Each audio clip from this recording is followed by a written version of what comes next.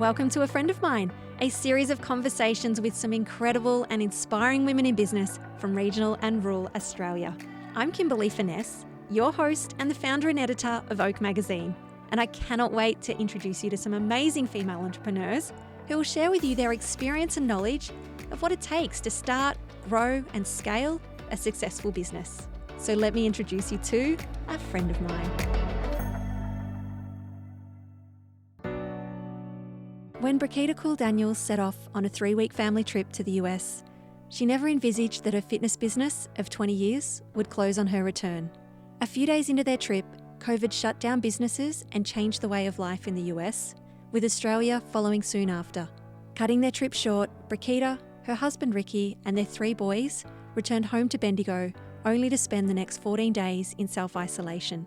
During this time, Brikitta and Ricky managed their team remotely to ensure government regulations were adhered to, members were communicated with, and then finally, the temporary closure of their gym, D-Club247 Fitness. Brikitta shares with us how COVID is impacting her business and the fitness industry, why she's holding back on any big pivots, and how she's navigating what she regards as the toughest time in her business career. Meet my friend and mentor, Brikitta, from D-Club247 Fitness. Welcome, Brikitta, and thank you for being today's podcast guest. Thanks, Kimberley. Looking forward to our chat. Yes, me too. Now, you are a friend of mine. We started off as clients and then sort of moved into a little bit of a mentor role. We've featured you in the magazine. You've been a guest speaker at an event. I just thought, why not go for the trifecta and have you on the podcast? Oh, what's going on here? Exactly. Aren't I lucky? You're very lucky. I just find that I always gain some new little bit of advice in business from you when I do have the chance to meet with you. And I just know that there's other women out there that would really appreciate, hearing your story. And as soon as you speak like that, one of my first things that I'm saying to myself, but I'd like to share with the viewers is, it's the meeting of other people that you don't realise the great things that will come into your life. And the fact that I've always been, when I say I'm a yes person, I'm open to opportunities and I'll always give someone the platform to listen to what they have to say. So if you had cold called me about what you're doing and so forth, yes, I'll give you the time, and look where it's led to. Yeah. Yep. A long-term friendship, as well as I'm glad that I can share 30 years of fitness industry and with you. Yeah, learnt so much. So I know myself, and it's selfish in a way too that so when I'd come into the gym to work, so you're based in Bath Lane and have been here for 20 years now. Yep. So I'd come in here, work for the day, and you'd be across the desk from me, ask a few questions, and I'd always leave knowing a little bit more about business for myself and even just personally being a better person, I think. I wanted to speak specifically about COVID and its impact on the fitness industry as well as your business. It hadn't really even started when you had to go on a trip to the States earlier this year. Yeah. So our long-awaited 10-year reunion to go and see my husband's family in North Carolina for his mum's 70th birthday. We got there and we got to enjoy a few days of sort of holiday spirit and the party, and very quickly it all changed. I remember hearing that the government in Australia was going to make sure that anyone coming back from overseas would have to be isolated for 14 days. And I thought, oh my God, we can't be away for 3 weeks and another 14 days by the time we got back. So we started looking into changing our airfares to get back a bit quicker. Which we did. It took us 3 days to do that. Luckily, by then, obviously a lot had been happening more than we thought. When you're on holidays, you're not really keeping in touch with what's going on. No. But Qantas had already put a post out that they were being more flexible with no change fees and things like that. But it did take 3 days to get back. And then straight into isolation, our home with our whole family, all 3 boys, plus husband and dog. That was another thing. Dog was in boarding kennels, so had to get him back. Poor Milo. And then within 2 days of being home, government says gyms must close their doors. 12 o'clock Monday, 23rd of March, if I remember. Yeah, so you had to really rely on the staff that you have to manage that. And I mean, looking from the outside in, you wouldn't actually have known that you guys weren't here, No. Okay, physically in the business, helping to transition from all those different changes, Yeah, and look, that was a really good lesson to learn in regards to, it may not have looked that way, but personally I was thinking that I've absolutely isolated from the team and everybody. But it was nothing you could plan for, nothing I could do. But guess what? My troopers of a team came through. All right. They did need some guidance still because I had the time to look into all the recommendations of hygiene, sanitisation, doing anything we could to make our members feel comfortable to still come in because the doors were still open. Yeah. And I'm over in the US with our family. At the same time, with us away, they already had a heavier workload than usual with the clients. But isn't that the lesson, that to have faith in your team, know sometimes that you have done the right training to give them the strength to get through it. Yeah, and they are a young team as well. I think that needs to be pointed out. They're a really young team, but obviously have fantastic, leadership through yourself and Ricky to be able to just steer the ship while you guys weren't here. Look, I think it's, obviously leadership is many different qualities and different ways, but I think that they believe enough in us that when we say, let's do this or let's do that there's no question that they're not question. I'd like them to question if it's wrong, but most of the time they understand that that's probably the right directive, that we've done our research and so forth to help them, for them to feel right and good, because remember, they're one of the members as well. Yes. They're worrying about all the contact They are. and so forth. So, yes, and luckily also I don't mind doing all the videoing on Facebook and social media, so I could do that overseas. I did just the one when I was down At the on pier? at the pier, Yeah. the beach. Yep. Funny enough, my husband has grown up on a North Carolina beach and he can't swim. Okay. And hopefully that was probably just a starting point of me really not knowing what's going on, but just checking in. Yeah, checking in. Now, you guys did finally check in, both you and Ricky, on camera on Facebook, just to let your members know what was happening. Yes. And that was just fantastic to see both your faces, because I know obviously I knew you guys were out of the country, but I don't think anyone else did. No, I didn't misread that, I have to be honest, because just because I had been speaking and planning our US holiday with the rest of the family, as well as putting things into place for the team to be able to operate fine without us, I misread that everybody else probably knew that we were away. And that wasn't the case. So finally we did you get the message through on a video to let everyone know that we were thinking of them and what we've done and so forth. And the message came back, great to know you're back again. It was. And look, there is a nice little lesson in that it's not just that one time you have to come out and I suppose promote a message. You do need to layer it. So your audience won't always see that first message. So it's important to, do your Facebook Live, maybe another post, Instagram stories, email. Yes. SMS. Yep. Look, and this is the due diligence of, it's still hard work, and you absolutely in your business need to know your demographic or your target group, or in the sales pitch, who's your who. Yes. And we have quite a broad range in that way, which, I'm told over and over again it should be narrowed, but in a nutshell, we have a really good student group between 17 and 19 years of age. They're Instagrammers, they're Insta stories and everything like that, so I've got to get the message out to them in that way. Snapchat, TikToks, doing TikToks. And then I have, being in business for over 20 years, I've got people in that demographic 40, 50 and over who are your Facebookers. So there's another way, and of course there's no Facebookers at all. There's the email, all right, and even texting. Some people still, they're scared of the email in regards to all the hackers and the spams and everything sharing like their that. personal details. Exactly. Yes.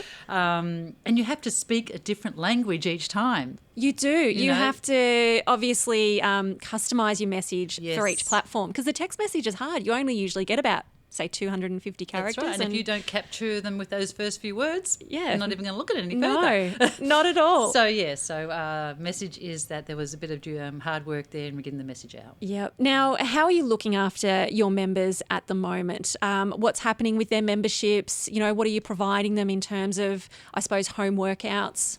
Yeah, look, a couple of things there. It was not a huge lesson, but a reminder lesson of the fact that our member database is not owned by us, because we use an outside billing company to do the regular debits and so forth.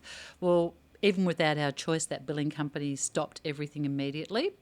We would have as well because, there's no business. So I think everybody has gone on an official suspension, so until we know what the future holds. But, the lesson being that the company did it anyway, and that's always frightening to a business that is yours independently in everything you do. But really, when you go with an outside billing company or any type of outside type of app or, that sort of thing, just remember you don't own it unless you develop it yourself. Which is such a surprise because I obviously know who you use as your billing company, and they are such a big organisation in the health and fitness industry. So many people use them. So that's phenomenal. Well, it didn't even give us an opportunity to ask our members, would you like to continue your membership, and we'll give you A, B, C and D. Do you know what I mean? Yep. Not immediately. It was just like, stop. I mean, how frightening is that? That's for your business. You can't, you don't know, I suppose, how to prepare or how to plan for that. Nothing. I mean, oh my God, payroll, bills, license fees, you name it, life. Yeah. But, I mean, we're not the only one in that boat. No. But it was the biggest shock that just like 12 o'clock on Monday, March 23rd, and instantly, debits are stopped. Wow. And not even from us getting to the company to say, please, can you do this for us? Yeah. And then now the hardest thing is the members that are still happy to continue paying their membership to support us, to make sure we can come back to business with staff and programs and things like that. That's taken a lot harder. That's like a 2 or 3 more emails and back and forth. You know what I mean? Yeah. So classically in life, it's, these big companies just do things without your permission. And then when you do the right things to get permission back, it's like, let's just put you through a few hoops. Yeah. So, that they are big challenges that I've never had to deal with before. And you have those days of like, oh, can I keep doing this? How is this going to look? What's it going to look like? And then honestly, I'm that type of person. By the next day, it's all a different thought process. I will do it. We're going to do it. Don't worry. Find out a way. You just need that moment. Yeah. We all need that moment, don't we? We do. And I suppose just to pause on that point of your personality, what traits are sort of getting you through this time? Look, my trait of perseverance, that's a huge part of my trait, my patience. I am someone who's not afraid to ask the questions. Now, where that comes in is I'm doing my research, I'm Facebooking and messaging and talking to people and asking questions without, what do they think that I'm asking? Is it a silly question? And all those sort of thoughts. That none of those things have ever bothered me. So that is helping me to understand the direction that I may take when we get the green light to open the doors again. So that's all that perseverance and resilience and things like that, which many people have. And I think that's one of my traits of years of being in an industry that has grown phenomenally. The competitiveness was just ridiculous. I think every day that I bumped into someone, the phrase was, gosh, there's a lot of gyms around, isn't there? Yeah. And that can be disheartening. Oh, it can. It can be very disheartening. But at the same point, I don't know if it's a Bendigo thing exactly, but there's lots of coffee shops and hairdressers as well. Like there'd be so many other people owning businesses in those industries that feel exactly the same. And I would try and point that out, but still secretly you're just like, okay. And I know that in business you need to be unique, you need to be different, and you need to have a brand. And it's like, I hope I'm still working on my business to stand out in its different way or in its own way. But what I was getting towards is that for years and years we've had to learn the new trends, move and shake and pivot and plan, because what have we gone through? We've gone through the CrossFit era. We've gone now the yoga resurgence, the Pilates resurgent. Now we've got all those F45s and body fits, the boot campers in the parks, and everybody doing their own workouts in their backyards, the personal trainers doing their little businesses from their garages. Yes, my perseverance is there, Kimberley. And I mean, that is one thing that I admire of you, is that you are always reinventing the wheel, bringing new things to your members. So it's not the same old, if you're a member last year to a member this year, there's always something different and happening in the club.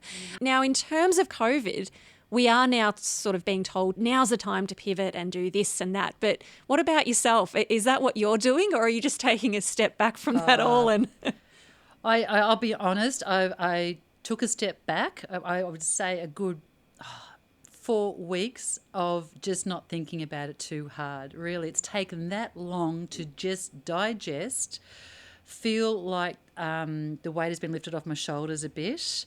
The guilt, all those things that you just said that I think about my personality has kept me in business this long are the things that have made me feel the guilt as well. So it has been, I have definitely spent the time doing the things that I enjoy. Luckily for me, I love the outdoors. I love exercising in my own outdoors. So that restriction has worked well for me. I have 3 boys, which have really been quite easy during this time, as long as they can knock themselves out on, some PlayStation and tech. Now that school's come back, it's a bit different. But, I'm scared, love. I am really worried. I have no idea how to pivot or what direction to go. I just need a sign from the government, whoever says, what we're going to do. I've been reading lots of blogs and lots of information, which is actually probably doing my head in more than anything. Yep. What's hard about that is there's so many different styles of fitness businesses that when information is given, I don't know what that business is about. Is it 50 people? Is it 10,000 people membership base? Is it and everything, So right at this moment, what I believe is necessary is that my customer needs to feel that we are looking after them when they come back in a club that is sanitised, that is looking after at the social distancing ways to make them feel very safe and very comfortable when they do. When they do come back, we've put some new things in that make it feel a bit fresh, done a bit of rearrangement and brought in a little bit of a new activity so that once again, our industry is all about that new kickstart beginning, 30-day plan, 6-day plan. So maybe that's a little bit of my own personality, but I hope it's appreciated that when they walk through those doors again, that they're feeling like it's a new start. Yeah. And then when they come in, there's a bit of a fresh new motivational feel and start for them to continue wanting to be our customer. Definitely. Would you say that this has been the biggest challenge for you in your 20 years of business? Without a doubt. Without a doubt. So much of the unknown. I don't think I've ever challenged anything that you at least knew a little, or what direction to go, or what the trend of the country was saying. So in the dark right now. I have a few sleepless nights doubting, do I really know my stuff? Am I a good business person? I don't know those answers because I don't know the direction out. And then I won't know if it's a successful direction out. Do I have the energy? Do I really have the energy to redo all this? Because it is going to be a new beginning for everybody. Business does take a lot of energy. It does. Mental, Yes. physical, Yeah. I did have a meeting with a couple of my key staff members the other day, and I was more honest with them, and I don't know if they felt that, where I just said, I need your help. I really don't know what to do.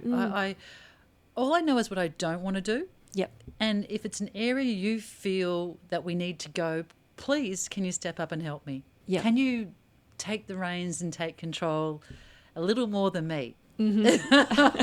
Do you find as a businesswoman you have decision fatigue sometimes? Constantly. Yeah. Constantly.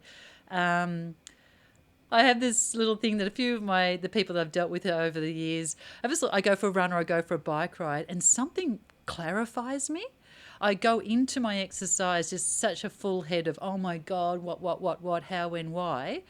And I go and do my exercise and we have this thing called the zone. Mm-hmm. And it may only last a minute or two, but for some reason, and I'm not sure it's always the answer, but I come out clarified of a direction I'm just going to do, whether it works or not. Yep. So I suppose that's just that, maybe it just stops the procrastination. Yeah. Just do it. My husband is exactly the same. He'll go for a run. Yep. Same thing, comes back a whole new person. Yes. So I see it in you, I see it in him. And then me, the non-athlete. But I really don't like always saying it has to be about exercise. No, I'm a shower. Yeah. If I have a shower, or it a just bath. Some resets me. Resets. I read something recently and it did actually resonate with me about the things that don't reset you. So, if you're working away and you go and have your lunch break, let's imagine you're a bank worker and you're on lunch break, you go out and you get on your phone and you look at all the social media. That's not resetting you. That's actually making you more mentally tired again. So you've really got to understand well the things that are a true break, a true reset. Yeah, that decompress. That decompress. And like I said, my way is fitness and exercise. Yeah. And I hope everyone else has found their way, because I think many people fully don't understand that. I'm also a really good power napper. Yeah, really? Really good, absolutely. So long as I have dark and a total quiet place, don't need an alarm or anything, I can do 15 minutes knocked out and wake up naturally, and I'm a whole new person. Now, in terms of what you're doing, though, for your members at the moment, are you... Yeah, right now. So plenty of communication in all those mediums we talked about, but we have a private Facebook page where we do have some online workouts going. I've picked, I've done a lot of research into 3 different companies that I believe deliver it really well. Just very quickly, it's to be engaged online, you still need someone who cues well, so you know what exercise is coming up. The sound is good, the direction is good, and a little bit of music, and those things aren't happening with general Zoom and all that sort of stuff.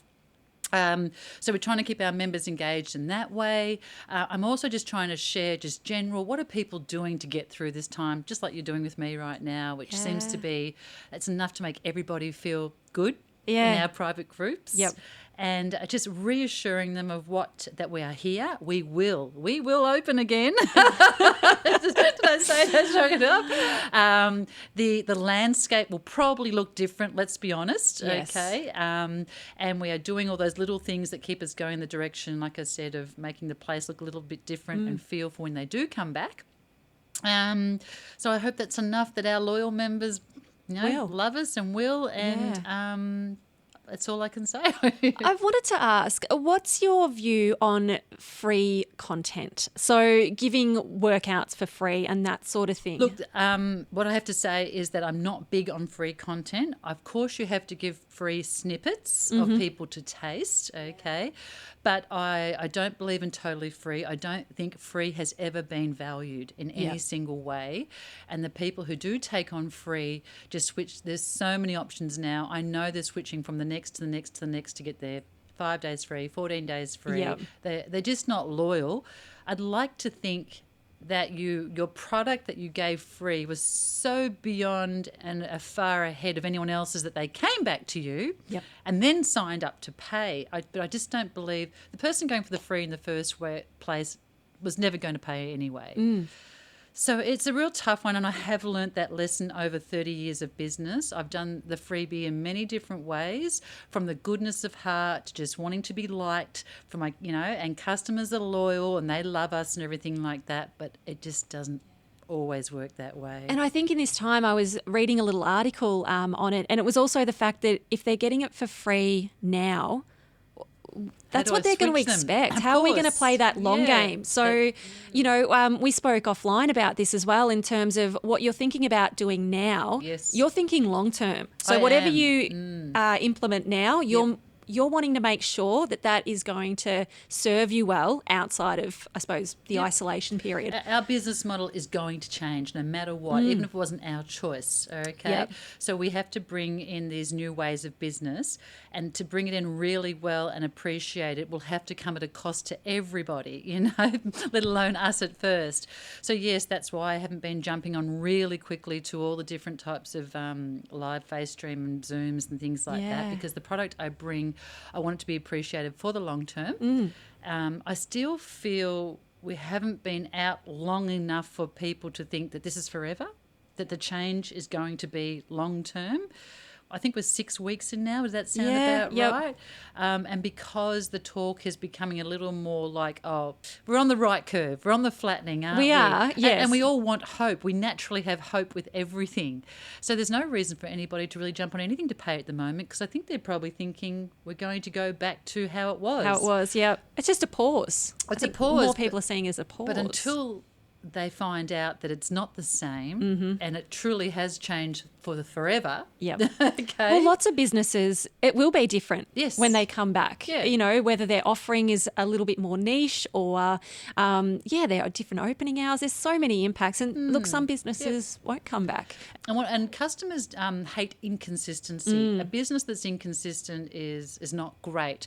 So if I start something now that it's totally different product in 2 months, 3 months or whatever, there'll be no faith in it to ever come back to it again. I know that from That's my really own interesting. experience. All Yeah. right? I've looked at a few different things, and if it didn't capture me straight away, even just online shopping, you know how there's some really bad sites and things like that, and I'll give it a second chance to see whether was it 10 clicks to get to checkout or was it one click? Yes, Okay. yep.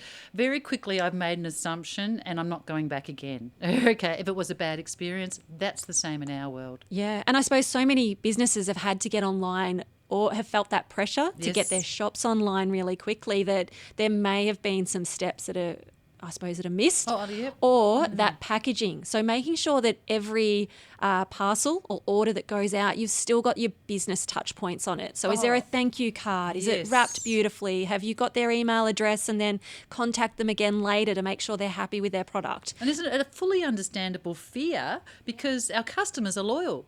And so we're trying to do all this stuff really quickly to keep them loyal. The quickness of it, isn't quickness it? Of it. And will it work? We'll have to find out. Yeah, we will. Will it go against us or for us? I'm not sure. But right now, patiently, I know that I can't deliver it really well right now. And I will be something I want to do long term. So I just need that patience to, and hopefully my customers will be with me on that. Definitely. Now, I suppose in Bendigo, we're quite a close-knit community. Have you spoken with any other business owners about how they're feeling at the moment, the struggles that they're going through? I do speak to business owners often of very different types of businesses everywhere. I've said once and I've said before, it's great that we're part of a small community because we do talk about lots of things, but I don't always think we're totally honest with each other. You really have to know a business owner well and build trust with that person for them to divulge their true financials, how business is really going. Because on a whole, most business owners will, even in good times, will say, good times and bad times is always, going well, because haven't we been trained to say... I was going to say, why do we do that? Yeah, we've been trained to say our whole life, never ever to say you're doing bad, because people don't jump on to help you during bad times. On a whole, they don't. Or if it's a fundraiser, maybe just for that fundraiser and that's it. But not in the long term, is it? No. So, yes, I'll be honest with you. Obviously... It's a very different discussion because you only just assume, well, your business is closed. I can't ask you, or did you have, cash flow in the background? Yeah. And are you doing okay in that way? And will you survive to open? They're not questions unless you're really close with somebody or it's a business partner that you can ask. Yeah. So that has been a little challenging, particularly for someone like yourself, who I will give you my honest answer. Which I respect and I love it. But there's been, once again, just the speaking and the conversing together is still a help. Yes. Of understanding all the different things that people may be challenging in different ways that they will share. So it's finding that person in your business in a circle, I suppose, that you can be honest with. Otherwise, you feel like you're going at it alone and that you are the failure. If they're saying, oh, yeah, we're fine, we're doing, and you think, well, gosh, I'm on my last paycheck here. I'm not too sure how I'm supposed to navigate the next, couple of weeks. Yeah, and one of the challenging and disappointing things is, once again, it's great being part of a smaller community. We're not touched as hard by when changes happen so dramatically like that thing. But on the other hand, in the gym world in this small community, we are so competitive that we share nothing. I don't share anything with any other gym person in Bendigo, not because I don't want to. It just seems to be the unspoken rule. We just don't. Yeah. Okay. Whereas I'm on all my particular groups to do with fitness Australia-wide of everything else where everything is shared. But for some reason as a community in my fitness world, we hold it very close, the cards very close. Wow, that competitiveness. Yeah, so I'm relying on similar but not the same businesses, like you said, coffee shops, beauticians, people in business in those ways, because we are retail. That I don't think people realise that gym is considered retail. It is, yeah. To get a feel for the environment from them, because it is highly disappointing, and it's not like we haven't tried over the years, but something about the Bendigo community and the fitness industry. They won't share the honesty. There you go. Now, I'd mentioned at the top that you are a mentor for me, and it's selfishly so that, when I'd come in, I'd sit here and I would just get so much from you, and take away and implement in my own business. But one of the quotes that just always sits with me, you'd said to me, so don't waste time worrying about what other people think. And let's just really highlight that word waste, because that's exactly what it is, a waste of time. Yeah. And it's like, you get 10 5-star reviews, but you'll get one sort of not so great review, and you'll just sit on that and wonder, why doesn't that person like it? Why did they unsubscribe again? Different personalities take those things on, and I think it hurts most that when you're doing your passion project and that's your work, that one thing can really hurt, can't it? And you don't want to hear it. But I have learnt, maybe it was already part of my personality over the years, to not take on board those things so much of what people have to say when it is negative. Yeah. I can move on. And I think I learned really quickly that it was just an excuse to procrastinate even longer. All right, more than anything, because if you kept thinking about that bad review or that opinion of somebody, you just wasted time not going ahead doing what you had to do. Mm-hmm. Yes. And if you don't try things, you'll never know if they're going to work or not, one way or the other. But we were just speaking about that a little earlier, about certain areas of how you can be turned off and on really quickly. And I tried to explain to you to not take it personally. I'm working on it. I'm trying to flex that muscle. And look, my husband's the same. He doesn't get hung up on other people's opinions. And it's just like, how do I get that trait? How do I work in that resilience? I'm not sure what you call it. It's still a huge challenge to not... There's the extreme of not listening to people and their ideas and so forth that could really resonate to a better answer, isn't it? To not listening at all. So it's still a learned thing you've got to practice. It is. Put it into a bucket. Let your instinct feel for what feels right for you. But I think the message is move on really quickly from that stuff. Now, the podcast is called A Friend of Mine. Obviously, you're a friend of mine. And I was just wondering, do you have someone in your life that you would like to shout out that we all need to know about? Oh, I would love to shout out this person's name, but they would kill me. But I will share that this person, I probably don't tell them enough. And when I leave this podcast, I'm going to let her know. Good. Okay. But someone I meet up with nearly every second day who comes on my exercise with me, and the conversations we have, oh my God, they just go, they're so extreme from one thing to another, but we get so much joy from it. That's one thing. They've helped me during my isolation to get me on with the food that I needed when I couldn't get out, and I generally really enjoy their company. We don't always see eye to eye on the same things. She doesn't like it when I tell her to behave a certain way when things haven't worked for her. And I have to be honest, when she'll say things that makes me think about myself, oh, Brikitta, you really need to be a bit kinder. So that's what I mean. I've learned off her because she's taught me that. And but she's not on Facebook. She barely ever comments on anything. She doesn't like her photo being taken. So I'm sorry I can't share her name. Oh, one of those people. Again, I have one of those in my life as well. Thank you for being on the podcast, Brikitta. I always love sitting down with you. As I said, I just love the mentor relationship that we have. And I just, we're in completely different industries. You sure are. And there's just so much that I can learn from you. And maybe that's some advice for other people looking for a mentor. Maybe look outside of the industry that you're in. So if you are in beauty therapy or accounting or something, look for someone else out in another industry that, could bring a whole new set of advice, tips, knowledge to the board. Yeah, exactly. And that's frightening for some people because it's not their safe community of discussion and talk, is it? No. But oh gosh, the wealth of knowledge and other things that you can discover and learn and educate on just by speaking to someone totally different, so long as you have that, how can I say, there's that barrier or a wall where you're not judging that person because they have that opinion.